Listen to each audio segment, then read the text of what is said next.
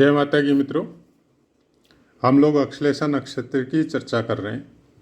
आज बात करते हैं अश्लेषा नक्षत्र में अगर बुद्ध देव विराजमान हो तो किस तरह के फल हम लोगों को प्राप्त हो सकते हैं। प्रथम चरण में बुद्ध देव होने से व्यक्ति योजनाबद्ध ढंग से कार्य करने का गुण प्राप्त करता है। कोई भी काम को जल्दीबाजी में बिना सोचे विचारे कभी नहीं करता है, बाकायदा योजनाएं बनाता है, किस काम को किस तरह से करना है उसी तरीके से वो उसको करता है और उसमें सफल भी होता है, बहुत चतुर और बुद्धिमान भी होता है। दूसरे चरण में यहाँ पे बुद्ध देव आपको व्यापारिक कार्य में रुचि प्रदान करवाता है और कुछ लिखने की कला भी साथ साथ में रहती है कि आदमी लिखने में थोड़ा उस्ताद होता है, शब्दों का चयन बहुत अच्छे से करता है और उसके अंदर उसका मन और बुद्धि दोनों लगती है। तीसरे चरण में जहाँ तक ट्रेवलर हो जाता है, जगह जगह का भ्रमण करना, नई नई चीज़ों को देखना, नए नए व्यक्तियों से संपर्क साधना और उसकी वजह से कुछ नशे पते में भी जा सकता है। कोई चीज़ का नशा वगैरह ये सब का इंटरेस्ट लेना या ये सब में जगह जगह ट्रेवलिंग की वजह से ये सब का मतलब अभ्यास हो जाना, उसकी वजह से परिवार में थोड़ी प्रॉब्लम या नशे की वजह से परिवार में कुछ दिक्कतें, पत्नी से खासकर कुछ अनबन वगैरह बनी रह सकती। चतुर्थ चरण में अगर बुद्ध देव हो अश्लेषा नक्षत्र में तो फिर वो शिक्षा का कारक बन जाता है। आदमी इंजीनियरिंग के क्षेत्र में जा सकता है या और कोई भी जो पढ़ने से संबंधित है, हायर एजुकेशन वगैरह है, उनमें जा सकता है, लेकिन शिक्षा के प्रति उसका लगाव खत्म नहीं होता है। हो सकता है उसने कुछ स्टेटस प्राप्त कर लिया कि आईआईटी या आईआईएम या कहीं पे भी वो एक जगह फिक्स हो गया कि भाई हाँ ठीक है, मैंने आईआईटी कर ली, इंजीनियरिंग कर ली, चलो वो सर्विस भी मिल गई। लेकिन उसके बाद में फिर उसकी वो थोड़ा दिन सर्विस करते करते फिर उसके मन में आएगा कि नहीं ये और करना चाहिए, तो पीएचडी में भी जा सकता है, उसके ऊपर भी हायर एजुकेशन में जा सकता है। मतलब शिक्षा के प्रति उसका लगाव लास्ट समय तक रहेगा। ये कुछ अश्लेषा नक्षत्र में बुद्ध देव का चारों चरणों में कुछ फलों का आभास देता है हम लोगों को। अब जन्मपत्री में उसको लगाना कैसे है, ओवरऑल लगा के देखना पड़ेगा, क्योंकि हर चीज़ का इफेक्ट एक ग्रह या एक नक्षत्र से आपकी जन्मपत्री, आपका जीवन कंप्लीट नहीं होता। सब ग्रहों को देखना पड़ेगा, सब राशियों को देखना पड़ेगा, भावों को देखना पड़ेगा, वहाँ पे कौन कौन से अंश पे कौन कौन से ग्रह विराजमान है, कैसी दशा महादशा चल रही है, वो सब का सम्मिलित फल होता है। उसके बाद में अश्लेषा नक्षत्र में बुद्ध देव विराजमान हो और उस पर बाकी ग्रहों की दृष्टि, अगर सूर्य की दृष्टि है तो वाइफ से ट्यूनिंग में प्रॉब्लम आएगी, क्योंकि जाहिर सी बात है कि सूर्य की दृष्टि बुद्ध देव के साथ मेरे हिसाब से नहीं आती। हालांकि पुस्तक में दी गई है लेकिन आती नहीं है। पहले भी कई पाठों में हमने बोला है कि सूर्य, बुद्ध, शुक्र और कुछ हद तक मंगल, लेकिन मंगल की चतुर्दृष्टि आ जाती है बहुत बार। अष्टम दृष्टि या चतुर्दृष्टि, सप्तम दृष्टि थोड़ी कम आती। तो सूर्य, बुध, मंगल, शुक्र, इनकी दृष्टियां आपस में थोड़ी कम देखने को मिलती है और सूर्य, बुध और शुक्र की तो मिलती भी नहीं है। तो इसकी जगह आप उसको युति को समझिए कि सूर्य के साथ बुध की प्रायकर युति रहती है, तो उसके हिसाब से हम लोग समझ सकते हैं कि आदमी तो विद्वान होता है लेकिन वाइफ के साथ थोड़ी ट्यूनिंग में प्रॉब्लम आ सकती है। चंद्रमा की दृष्टि वस्त्र व्यापार में कुछ विशेष रुचियां प्रदान करती है और मंगल का साथ अगर मिले, मंगल देव का अगर साथ मिले दृष्टि वगैरह से या युति वगैरह से, तो शास्त्रों के मामले में बहुत अच्छा रहता है। अच्छे शास्त्रों का अध्ययन करता है, वेदांगों का अध्ययन करता है, लेकिन स्वभाव में दयालुता की थोड़ी कमी रहती। शुक्र साथ में हो, युति दृष्टि हो, आकर्षक व्यक्तित्व का बना देता है और कुछ बोलने में कुछ ज़्यादा इंटरेस्ट लेता है, मतलब जितना बोलना चाहिए उससे ज़्यादा बोलने की कोशिश करता है। शनि की दृष्टि अपने व्यवहार की वजह से पीड़ा प्रदान करवाती है। मतलब आदमी का व्यवहार ऐसा हो जाता है कि कौन से समय में कौन सा काम करना चाहिए वो सोच नहीं पाता, और उसकी वजह से उसको समाज से हो या परिवार में हो थोड़ा अलग दृष्टि से बिहेव होता है ऐसे जातकों के साथ। अब यहाँ पे क्या है कि कुछ बातें हैं, जिस समय शास्त्रों की रचना हुई या जिस समय लिपिबद्ध हुए, अगर हम लोग पाराशर जी के पुस्तक वगैरह पढ़े जो पुराने जो है और उसके बाद में मॉडिफिकेशन होके जो आ गए, उनमें दृष्टियों में बड़ा भेदभाव है। मतलब वो सब पुराने जो शास्त्र है हम लोगों के ज्योतिष के, उसमें एक पाद दृष्टि, द्विपाद दृष्टि, त्रिपाद दृष्टि, ये अलग अलग मेथड दिया हुआ था।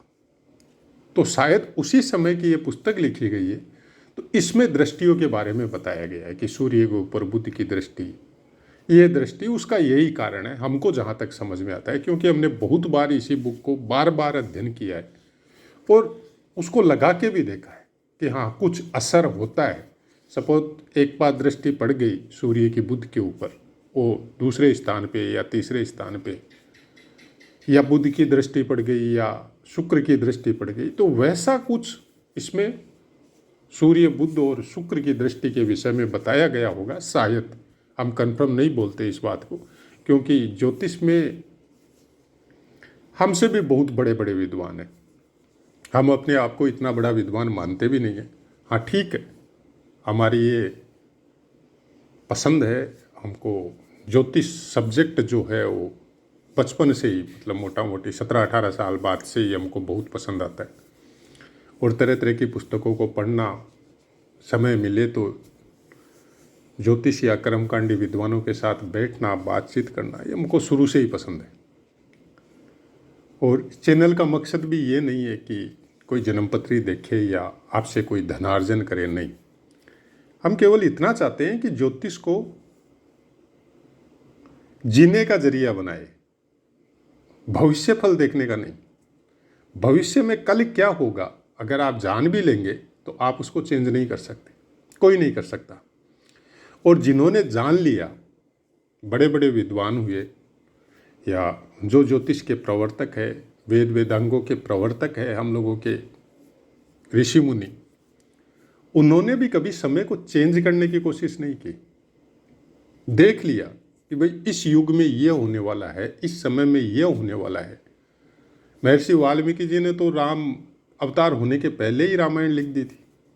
तो जब उनको इतना त्रिकाल ज्ञान था तो क्या वो उसको चेंज कर सकते थे? कर सकते थे, ऐसा बात नहीं है चेंज नहीं कर सकते थे, कर सकते थे।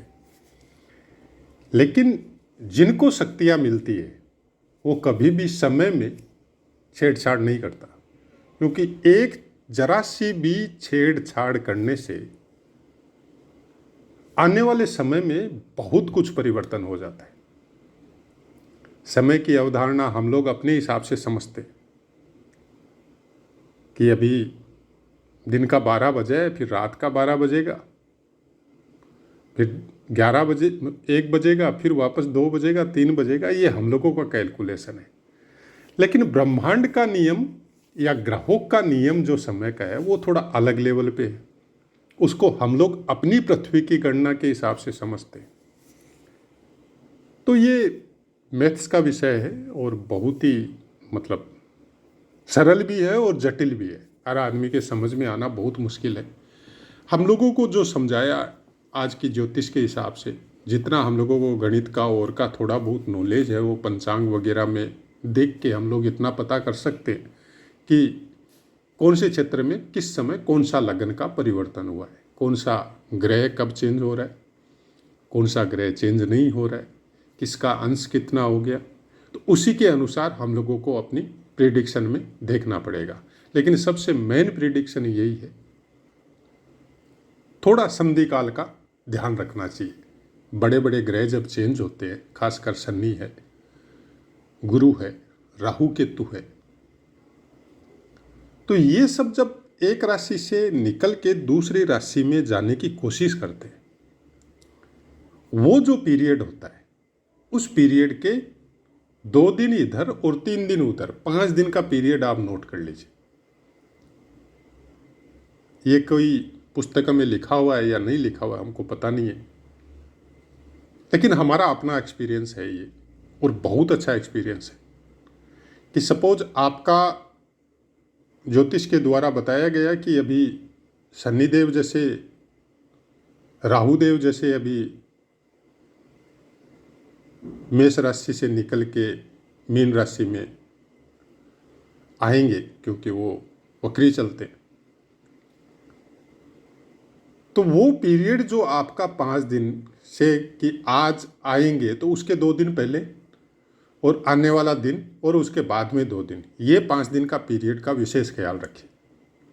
करना क्या है, भगवान का नाम लीजिए, ईश्वर की आराधना कीजिए, अपनों के साथ अच्छा बिहेव कीजिए, मन में छल कपट का त्याग कीजिए, थोड़ा सुबह जल्दी उठने का कोशिश कीजिए, धर्म कर्म में थोड़ा रत रहिए, मंत्र जाप अनुष्ठान या अपने इष्ट का नाम जाप कीजिए, और बाई फोर्स कीजिए। मतलब ऐसा कोई सिस्टम बनाइए कि अगर आप भूल गए तो आपको कोई नोक कर सके। अपने घर में कोई मेंबर को इस तरह से समझाइए कि हम अगर, जैसे हमको गुस्सा बहुत आता है, तो कोई मेंबर को समझा दीजिए कि आपका 5 दिन का रेस्ट पीरियड चल रहा है, तो आदमी समझ जाएगा अगर समझदार है तो। ये 5 दिन के पीरियड को, संधि काल वाले पीरियड को अगर आपने अच्छे से निकाल दिया तो पूरे 1.5 साल तक वो राहु देव या केतु देव आपको अच्छे फल प्रदान करेगा। वैसे ही शनि देव का कहानी है, वैसे ही गुरुदेव का कहानी है। 3 ग्रह सबसे ज़्यादा स्टे करते हैं, गुरुदेव 1 साल, राहु केतु 1.5 साल और शनिदेव 2.5 साल। गोचर में जब चेंज होते हैं तो एक ही राशि में स्टे करते हैं इतने दिन तक ये लोग। तो अगर इनका ध्यान रख लिया, जो आपको स्थायी फल प्राप्त करवाते, जो आपको धन संपत्ति, दिमाग, बुद्धि, स्थायी संपत्ति, ये सब प्रदान करवाते हैं। हालांकि बाकी ग्रहों का अपना एक इफेक्ट अलग है, लेकिन ये 3 को अगर ठीक करके रख लिया तो बाकी ग्रह भी अच्छे फल देने चालू कर देंगे। तो ये आप किस तरह से कर सकते हैं, यह आपके ऊपर निर्भर है, लेकिन हम जरूर ध्यान रखते हैं इस बात का। और एक्सपीरियंस में देखा गया है कि बहुत अच्छे फल मिलते हैं आपको। कि हमारी महादशा खराब चल रही है, अष्टम या द्वादश स्थान या 6ठे स्थान के स्वामी की महादशा चल रही है, हमको कोई अच्छे फल प्रदान नहीं हो रहे, हम स्ट्रगल कर रहे हैं जीवन में, लेकिन जैसे गुरु चेंज होने वाला है या राहु चेंज होने वाला है या शनि चेंज होने वाला है, और चेंज होके ऐसे स्थान पे आएगा कि हमको और पीड़ा मिलनी है, जो कि नियम भी है महादशा का, कि जब आपके 6, 8, 12 के स्वामियों की जब महादशा चलती है तो गोचर वाले ग्रह भी उसका इफेक्ट आपको नेगेटिव देंगे। उस संधि काल में अगर आपने इस चीज़ का ध्यान रख लिया तो महादशा बहुत आराम से आपकी बीतती जाएगी। ठीक है, तकलीफ आएगी, लेकिन वो नहीं आएगी जो आ सकती थी। बहुत कुछ आपको हल्की फुल्की पीड़ा देके आप उस पीरियड से निकल जाएंगे, और उससे क्या होगा, आपकी बुद्धि, मन, दिमाग, सब चीज़ धीरे धीरे धीरे धीरे ठीक होती जाएगी। किसी भी मंत्र जाप से, अच्छी भावना से, अच्छे कर्मों से, कोई फिक्स प्रारब्ध आपका है कि आपने कोई कुकर्म ऐसा कर दिया जो मिट नहीं सकता, उसका फल भोगना पड़ेगा। ये एकदम सत्य है, इसको कोई नहीं काटता है, ज्योतिष भी नहीं काटता, वेद वेदांग भी नहीं काटते। लेकिन जो आपने अच्छे कर्म कर दिए वो भी फिक्स है, उसका भी फल आपको भोगना है, उसको भी कोई नहीं काट सकता।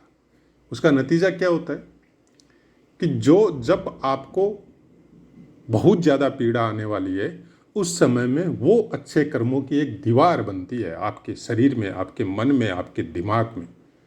एक ऊर्जा का संचार होता है, पॉजिटिविटी का। संकटकालीन व्यवस्था जो भगवान ने कर रखी है वो इसीलिए कर रखी है कि आपके प्रारब्ध कैसे भी हो, आपके कर्म कैसे भी हो, आप क्या करके आ गए उसको भूल जाइए। गीता में भगवान कहते हैं कि मेरी शरण में आ जाइए। आपकी शरण में भगवान आपकी शरण में लेने के लिए बोल रहे हैं, वो इसलिए नहीं बोल रहे कि हम लोग बस अपना एक ड्यूटी पूरा कर लें, प्रभु हम तो आपकी शरण में। नहीं, तन मन वचन कर्म से उनकी शरण लेनी पड़ेगी। हर समय उनका नाम चलना पड़ेगा आपके हृदय में, और आपको उस तरह से याद करना पड़ेगा जिस तरह से आप अपनों को याद करते हैं दूर बैठे हुए। किसी से बहुत प्यार, ऐसे माता हो, पिता हो, बहन हो, भाई हो, पत्नी हो, तो जिस जीव से आपको सबसे ज़्यादा प्यार है, उससे भी ज़्यादा प्यार फिर आपको अपने इष्ट के साथ रखना पड़ेगा। हर समय उसका ध्यान, नाम, जप आपके हृदय में चलते रहना पड़ेगा, तब ग्रह की पीड़ा का निवारण होता है। दूसरा तरीका आजकल के ज्योतिष में चल रहा है, इतने मंत्र जाप करो, इतने वो करो, इतना दान दो, सब करो। हम कभी मना नहीं करता है, जिसकी जो हैसियत है उसके अनुसार वो सब करने चाहिए। बाकी क्या होगा हमको पता नहीं है, लेकिन हम ये जरूर मानते हैं कि किसी भी वैदिक मंत्र का उच्चारण और जाप जहाँ पे किया जाता है उस जगह को पवित्र बनाता है, वहाँ के वास्तु दोषों को नष्ट करता है। अगर आप देवताओं को हविष्य प्रदान करते हैं, यानी हवन करते हैं, और बड़े प्यार से करते हैं, तो इस कलयुग में भी देवता उस हविष्य को ग्रहण करते हैं। उससे भी आपका मन, आपको पॉजिटिविटी, आपकी ऊर्जा पवित्र होती है। एक कहीं पे एक छोटी सी पुस्तक थी उस समय, कोई गीता प्रेस की न किसकी थी, हमको ध्यान में नहीं है, घर में पड़ी हुई थी, और पन्ने भी बड़े कटे फटे थे, मतलब बहुत पुरानी थी।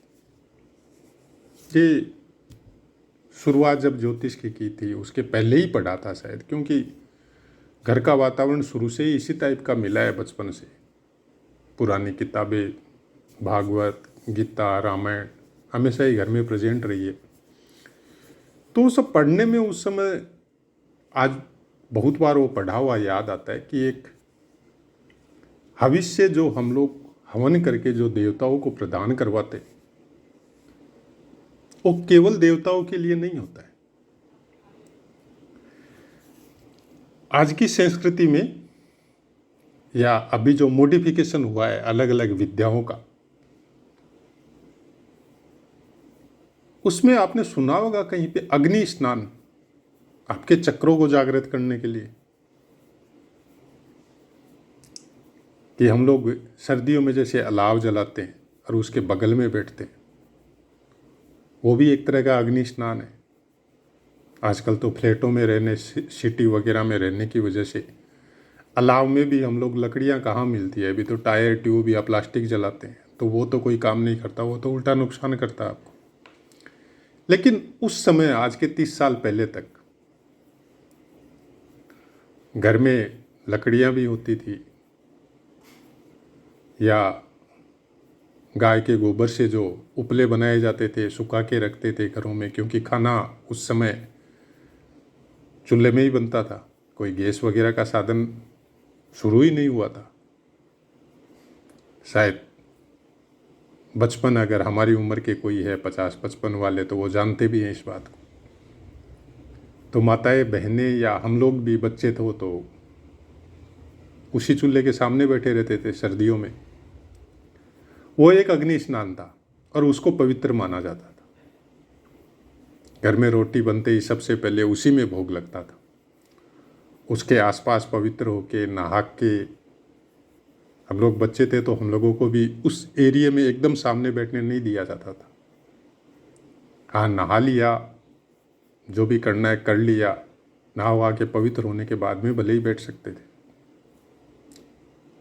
हविष्य भी एक तरह का अग्नि स्नान है। जब हम लोग हवन करते हैं तो वो बहुत ही पवित्र अग्नि स्नान है। उसके अगल बगल में बैठने का अगर आपको मौका भी मिलता है, चाहे कहीं पे सार्वजनिक हो रहा है, और आप उसके आसपास भी अगर रहते हैं, तो आपकी जितनी भी नेगेटिविटी है शरीर की, या नेगेटिव पावर है आपके शरीर में, अगल बगल में, आपके कर्मों की वजह से हो सकता है, जहाँ पे आपका रहन सहन है वहाँ की एटमॉस्फेयर की वजह से हो सकता है, वो सब जल के भस्म हो जाते हैं।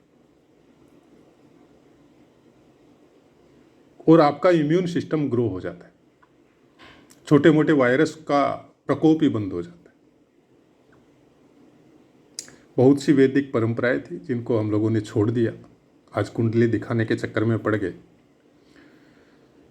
कोशिश यही है कि आप इस फीलिंग से बाहर निकले और कुछ नए जो जिन्होंने भी ये सब परंपराओं का या तो भूल गए या निर्वहन करना बंद कर दिया, वापस उसकी तरफ आइए। थोड़ा घर में, अगर अब सिटी वगैरह में ठीक है, आप अपने घर में इस तरह के फ्लैट हो गए, आप हवन नहीं कर सकते, ठीक है, एक छोटा सा धूप रखिए। छोटा कोई उपला आजकल तो बाकायदा दुकानों में भी मिलने लग गए, तो अच्छे घृत से उसके ऊपर आप कपूर दीजिए, लौंग दीजिए, जैसे हम लोग जोत लेते हैं माता की, उस तरह से करके अपने शरीर के चारों तरफ घुमाइए, जितना घुमा सकते हैं, बहुत फर्क पड़ता है उससे भी। तो ये बहुत सी बातें हैं ज्योतिष में अपने ग्रहों को सुधारने के लिए। इन कर्मों को सुधारना बहुत ज़रूरी है, नहीं तो ऐसे ही भटकते रहेंगे। बाकी हम ज़्यादा कुछ बोलना भी नहीं चाहते क्योंकि वीडियो फिर बहुत बड़ा हो जाता है। बुध देव का पाठ का अश्लेषा नक्षत्र में आपको बता दिया। अब अपनी वाणी को विराम देते हैं और आपसे आज्ञा लेते हैं। जय माता।